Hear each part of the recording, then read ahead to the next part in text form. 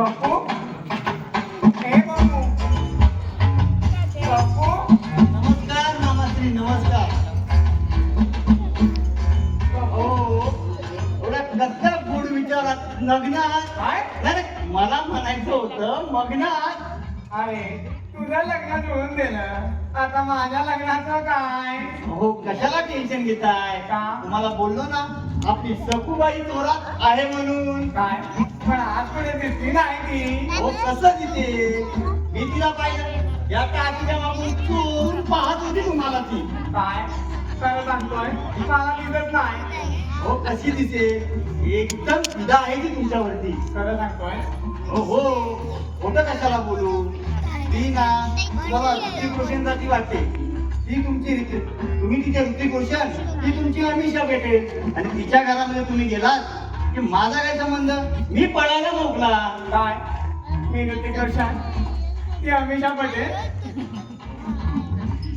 काय अमिषा पटेल ऋतिक रोशन बरोबर ठीक आहे कहो ना प्यार है कहो ना प्यार है कहो ना प्यार है मंडळी मंडळी कहो आपल्याला कसं ना नाचताय? प्यार है हो मामाश्री काय? नाच इथे नव्हे मग तिच्या घरी जाऊन करा. मला इथं सांगितलं हो इथे नव्हे तिच्या घरी जाऊन करा. बरं बरं ऐका हा आपण तिच्या घरी जायचं. गेलो मी सांगतो तसं ऐका पहिल्यांदा. बोला मग आपल्याला तिला प्रपोज करायचं आहे. कसा करायचा सांगतो तसा करायचा. बोला आपण तिच्या घरी जायचं. गेलो परत बरं आता मध्ये बोलू नका. तुम्हाला जमतं का बघा. बोला हा तुम्ही तिच्या घरी जायचं हा. असं थाटात उभं राहायचं राहिलो हा आणि म्हणायचं मी विदर्भ मराठवाडा कोकण खानदेश पश्चिम महाराष्ट्र फिरवेन तुला.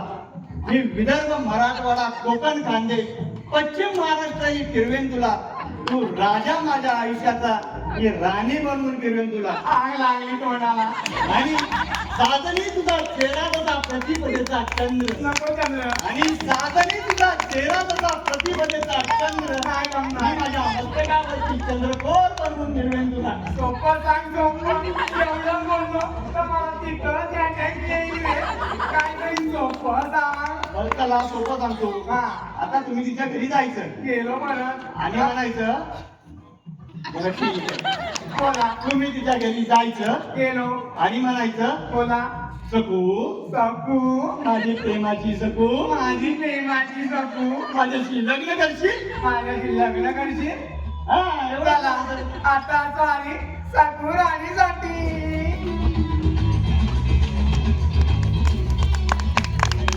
आता हा खातर परतला जातो. याच्या मुलीशी लग्न करण्यासाठी मला थोडंफार खोटं बोलावंच लागेल ना. येतो मंडळी.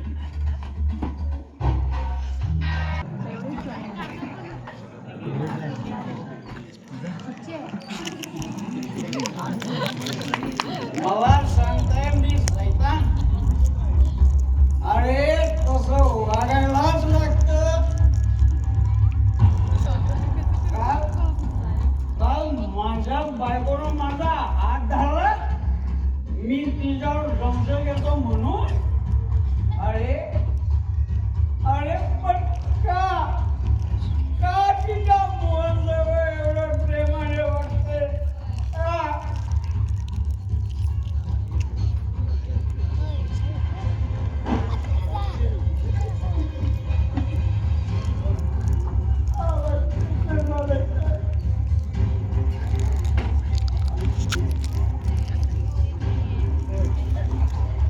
आकाश मग गाडी तू आलास घरी.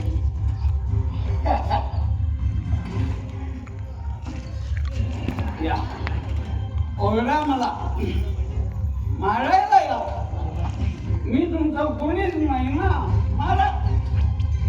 अरे असं कंपनीत लक्ष द्यायचं सोडून दारूतून काय येतोच घरी नाही.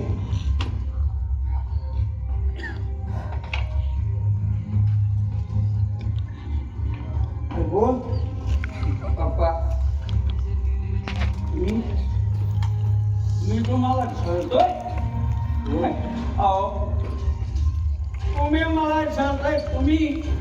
तुम्ही त्या मोहनला घराबाहेर का करत नाही सांगा ना. हे बघ तो माझा प्रश्न आहे. पण तू नेहमी दारू पिऊन या घरी येतोस. अरे असं स्वैराचारी वागणं शोभतं का तुला? मला बोला हो मला. अरे मी वेडा झालो आणि या वेडाच्या भरात या संपूर्ण घराशी बोलतोय.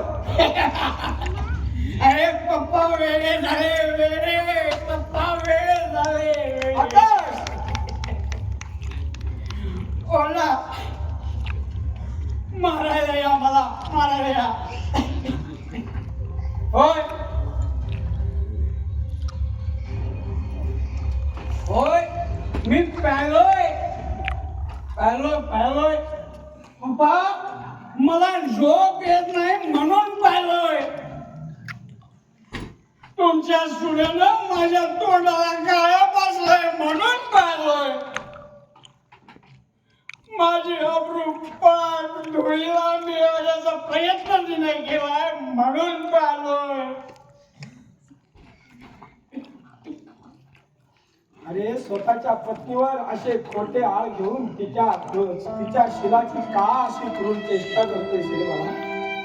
पप्पा एक गळय यात ती मात्रही शंका नाही की तिचं त्या मोहन बरोबर प्रेम आहे. हे, आता ते होणारं मूल तरी माझं आहे की त्या मोहनचं नंतर पुन्हाच गाव. हरामखोर कितपर्यंत मदत गेली तुझी? ओला मारायला या, मला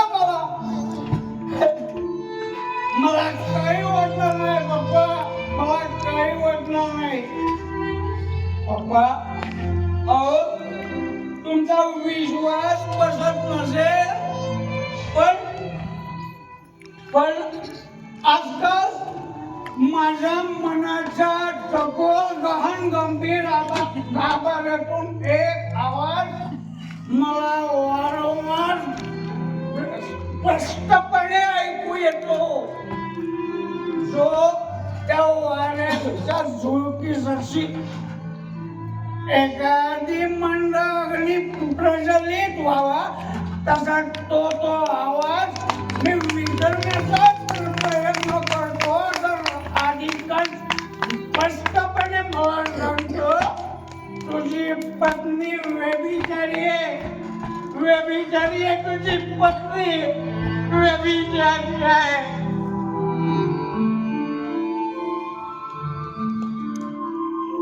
काय झालं? अरे कंपनीचं उत्पादन वाढवण्यासाठी दिवसाची रात्र केली.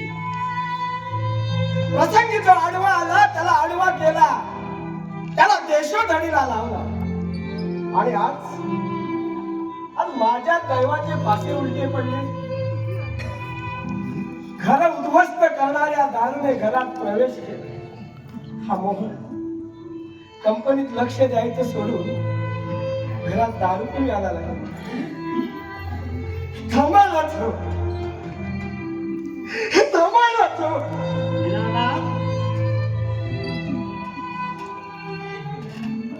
कुणा या बसा. दीनानाथ, आज आकाश दारूच्या अड्ड्यावर पाहिल्यासारखं वाटतं. होय आज आकाश दारू पिऊन आलाय. पण का असा वेड्यासारखा वागतोय तो? आबा ते तुमच्या शीतललाच विचारा. अहो तिच्यामुळेच तर असा वागतोय. तिचा काय अपराध असेल तर पोटात घालून प्रेमाने वागा. माझी एकुलती एक पोरगी आहे रे, गरीब बिचारी, तिला काही त्रास देऊ नका. आबा पण मी काय करूया? तर मोहनच तिच्यावर आकाशच तिच्यावर संशय घेतो आणि शेवटी माझ्या सुद्धा प्रतिष्ठेचा प्रश्न आहे. काय माझ्या पोरीवर संशय? अरे माझी पोरगी म्हणजे काय वाटलं त्याला? अरे माझी पोरगी म्हणजे बाजारातली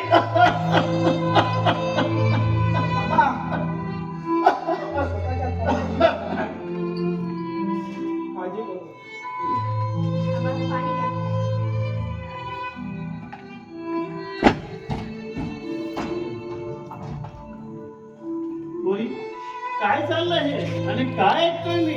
आबा 3 दिवस तेरड्याचे रंग दाखवून खरा रंग दाखवायला या घराने सुरुवात केली आहे. पोरी तू इथे राहण्यापेक्षा काही दिवस माहेर येतेस का? नाही आबा, आता हेच माझे माहेर आणि हेच माझं स्वर्ग. या घराविरही देवादारी सुद्धा मला नरकवास घडेल आणि तशीच वेळ आली तर तुमच्या 14 चौकटच्या राज्यात राहून ऐश्वर्याची राणी होण्यापेक्षा दुर्दैवाची दासी होऊन मी दुःखात दिवस काढेल आणि माझी पवित्रता सिद्ध करेल. पोरी मला तसं नव्हतं म्हणायचं ग. आबा, पतिवतीला नाती नसतात. ती बापाची मुलगी, भावाची बहीण, आईची मुलाच्या आई नसते. ती फक्त देवाप्रमाणे दिलेल्या पत्नीची बायको असते. पोरी तू आताच्या 21व्या शतकात अशी वागते? अगं या कॉम्प्युटरच्या युगात तू अशी वागलीस तर? आबा, जरी 21वे शतक सुरू असले तरी आपली संस्कृती काय सांगते? ज्या दिवशी माझं लग्न झालं त्या दिवशी तुमची मुलगी मेली. लग्न समारंभ हा इतरांसाठी सुखदायक आनंदी वाटला तरी मुलीचं लग्न म्हणजे तिची उत्तर क्रिया आहे. हे इतरांना कसं समजत नाही? पोरी, माझे लाडके अगं कुठे शिकलीस एवढं? संसाराचा यज्ञ असाच असतो. यामध्ये पुरुषही सलामत सुटला तरी स्त्रीचे साधे पंख जळून त्या भस्मसात होतात. पोरी भस्मसात होतात. अगं या श्रीमंतीच्या बाजारी दुनियेत माया नसते. येथे असते फक्त पैशाची माया. त्यांना आपल्या चुका दिसत नाही पण गरिबांना मात्र घराच्या काठ्यावर उभे करणार. चालायचं अगं मोठे मासे लहान माशांना खातात. आबा, तुम्ही माझा विचार करू नका. अहो, मी पवित्र आहे हे त्यांना मानावेच लागेल. पोरी काळजी घे स्वतःची आणि या घरातून बाहेर पडशील ती वाट तुझी स्वर्गाकडे जात असेल तेव्हा तेव्हा अर्धवट संसार सोडून येऊ नको. येतो घे स्वतःची. आबा,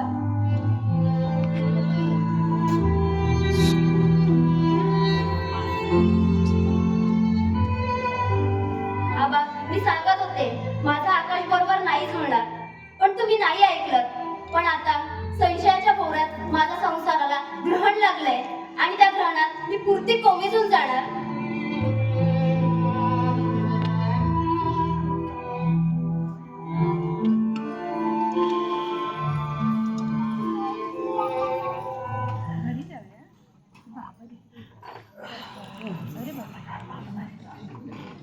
गणेश, तू मला गुंड म्हणालास पण तुला चांगलंच ठाऊक आहे मी गुंड नाही. अरे तू माझ्या बहिणीला फसवलास आणि त्या मोहनला. अरे या जगाला माहित नसेल पण तुला आणि मला चांगलंच ठाऊक आहे. तुझी पहिली पत्नी ही माझी बहीण आणि मोहन हा तिचा मुलगा माझा भाचा.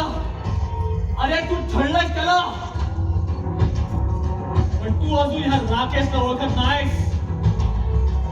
आज तुझ्या माझ्यामध्ये ठिणगी पडली आहे आणि ह्या तुफानाचा ओघ आज माझ्या दिशेने आहे. या तुफानाचा फायदा घेऊन अशी काय आग लावेल तुझ्या आयुष्याला की नग्न लोकांचे किळसवाणे दृश्य सगळ्या जगासमोर उभे करेन आणि माझ्या भाच्याला न्याय मिळवून देईन.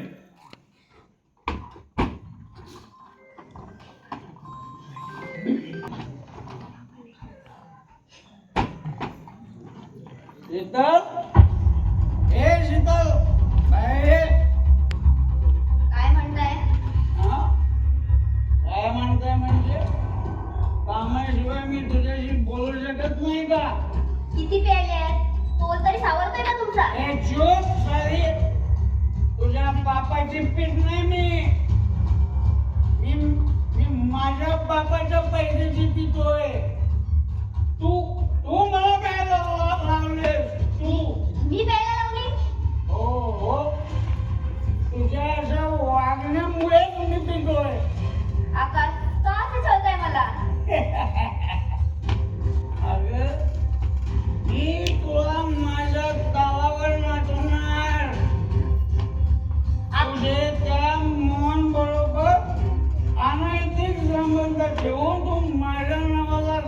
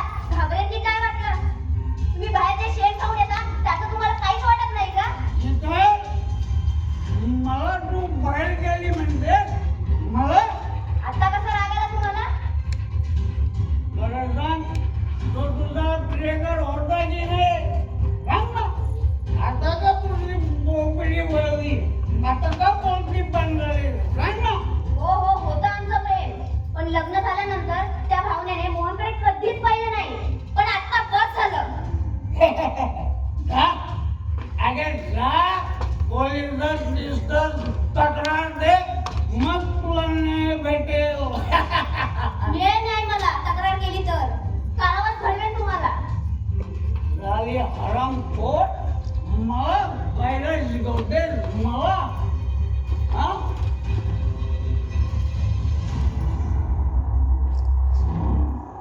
मला काय शिकवते माझी अप्पू गावाच्यावर उतरवण्यासाठी तू पोलीस चौकीत जाणार तू मला काय नाही शिकवणार तू महिला संघटनेचा मोर्चा वगैरे आणून माझी अप्पू पाक धुळीला मिळवणार